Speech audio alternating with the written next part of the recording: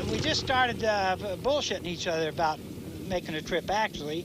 And I was just getting my side hack fixed up. Lance had just, he just got that new version, that's right. Yeah. So one thing led to the other, and we hauled ass. Our kids is the one that hassle us. They say, you two old men won't get out of the county. But we just thought it was a challenge to go up there, and they had that artistry in iron. And we didn't go to enter, but we did enter. And we said, put us in any category you want. So they did. We won $400. Oh, everybody likes sidecars. Yeah. Old women, young women, everybody. We go into a bar, some strange little town, and somebody might come in and say, oh, those motorcycles out there, what year are they?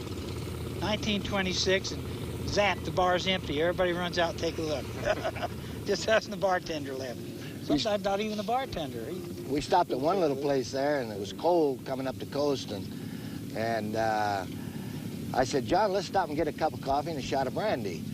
Okay, so we stopped there, and about, I don't know where they come from, but about 5 sickles drove up, and we was standing there talking, and some girl run in there, and she said, well, those are the ones in the Easy Riders? And we said, we're guilty. She said, well, stay here. So she went and got her Easy Riding magazine, and we autographed it for her. And she asked us why we stopped. And we said, we want a shot of brandy and bar's coffee. closed. And she said, the bar's closed. She said, I'll run the bar. I'll open it. But anyway, we got her shot of brandy and coffee, and we tried to pay her for it, and she said, no, that's on the house. If you know how to ride these old outfits, you can get a lot of miles out of them. But you take these young kids, get on them, they wouldn't get out of town with them. The oiling system on them is a total loss. It's sucks it in with the breather, burns it right out the exhaust.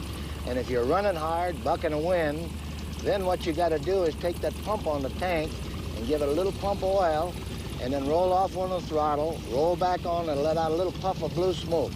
Then you're oiling.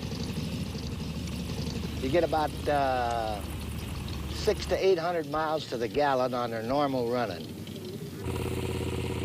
Well, we have probably 22 of between the two of us, and I've got 5 sidecars, 1919, 23, this one here, Triumph, then I'm building another one, and John has the most rarest one of all. That's an 8-valve Harley that was made in 1916, and there's only one left. We know where there's parts, just the cases in New Zealand, and we've researched, and John has every place to try to find another one. We had a big shootout. There was an article in Sickle magazine of one of Steve McQueen's 8-valve engines. They called it King of the Board Tracks. So I got a hold of them and said, how about a shootout? So there's an old 1.5-mile banked asphalt track out by Hanford there that they quit running in the 60s. So we went up there and run, and Lance rode my 2-cam board tracker. That's a conventional engine. I rode the 8-valve. Like these and we blew them Indians in the weeds. I won the Jack Pine in 1955 with a sidecar, and this Greenhorn run, you know, that's a big one.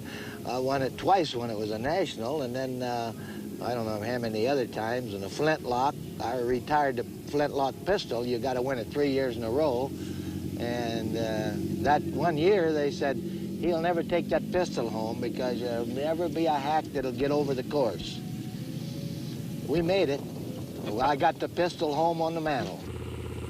Well, around the L.A. area, there was a club called the 13 Rebels for the war, and they was considered bad, which they wasn't, you know.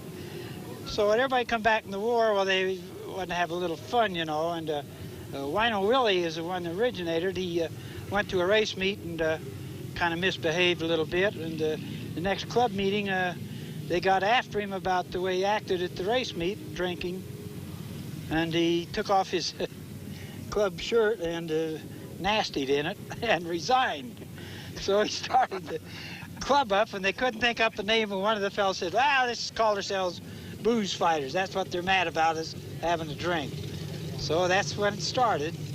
And you know, when you initiate it, you got to guarantee you're going to get drunk once a week at least. We applied to AMA for sanctions, and the AMA would have nothing to do with it on account of the name. Well, then you get stubborn too, you know. You haven't done anything bad. Because it says booze fighters, well, you can't do anything. So we went it alone, and then Hollister come that year, and everybody went to Hollister. And Life magazine come down, and they got these fellas to pose for these wild pictures. And they connected with the booze fighters, and when Life magazine published it, it took off then. You couldn't stop it. And then they started the movie. They made the picture of the Wild One. The Wild One. It was taken after the Booze Fighters. And, of course, you know, Marlon Brando played the lead, and Lee Marvin was Wino Willie. And Wino was going to be a technical director, but he got drunk the night before, and he got he got put in jail that night. No, going through town. Yeah, to going LA, through to L.A. So he never made it. So he wasn't a technical director. Advisor.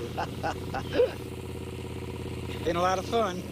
Yeah, I will say we're going to do it again. 68 years old, you don't know what's going to be around the corner. Might be dead next We week. figure we better do it while we can.